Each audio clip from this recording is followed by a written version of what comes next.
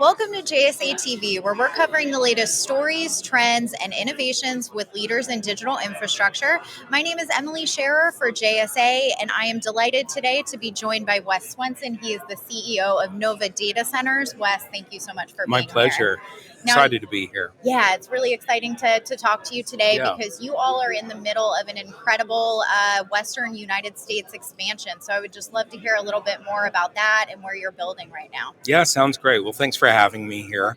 Uh, so we are focused, we're a wholesale data center provider focused on the western region of the United States. That's kind of our niche for now. Eventually, we will expand to central and eastern U.S., but right now, west of Denver is where we focus. We have 6 sites today, up from one in 2020, now to 6 sites. That's Salt Lake City, Las Vegas, Reno, Colorado Springs, San Francisco, and now Mesa.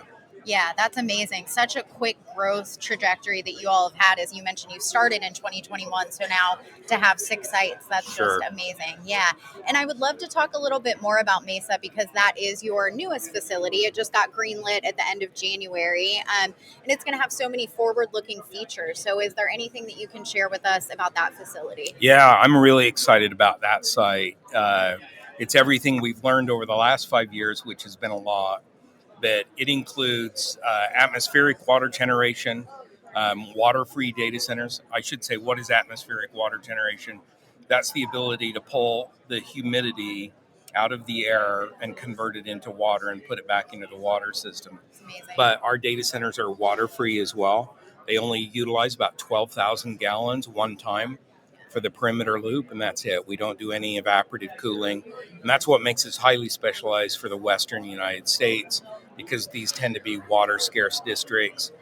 We have a bicycle path. We're actually putting in 6 acres of restaurants nearby that we had spare.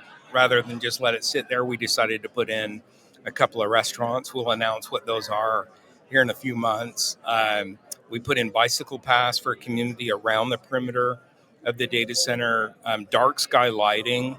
We're doing lots of glazing, the buildings utilizing rammed earth, a lot of architectural elements to really make the site fit into the local community. You'll barely even know their data centers. They're very disguised, if you will, as to what their purpose is, but you'd never even know their data centers. But all really built for a very scarce desert environment.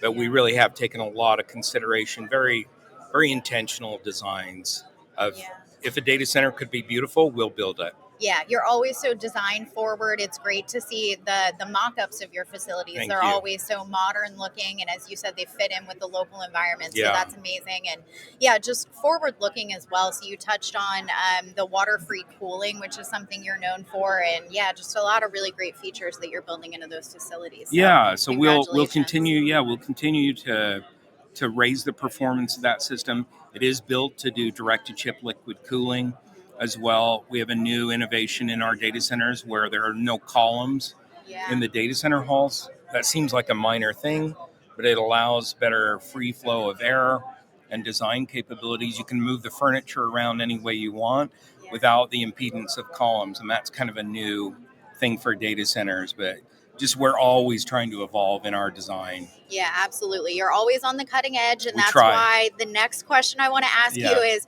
what trends are you eyeing for 2025? What do you think are going to be the things that we're hearing about in the year ahead? Yeah, I think high density for sure, high density cabinets. Right now, we're deploying 125 kW liquid direct to chip cooling cabinets. I would say liquid cooling for 2025 is really the biggest focus. It's such a paradigm change in data centers from air. The best analogy I can give is in your home, once you put your toilet in, it's hard to move the toilet to another room or another part of the room. That's liquid cooling. It's a very fixed infrastructure. It's not like moving your sofa around. You can't just move the toilet from one room to another. It's important to get it right. You better get it right Yeah. because it is a very fixed piece of furniture, Right. and it's just not easy to move. So I would say Yeah. 2025 really the big theme is direct to chip liquid cooling in scale.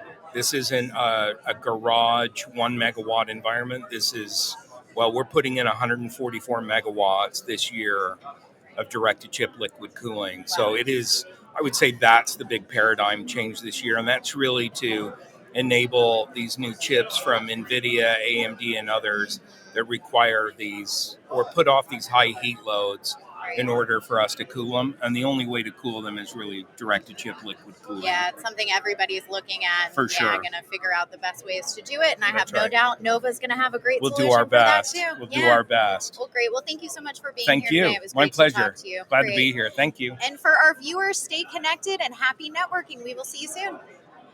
Cheers.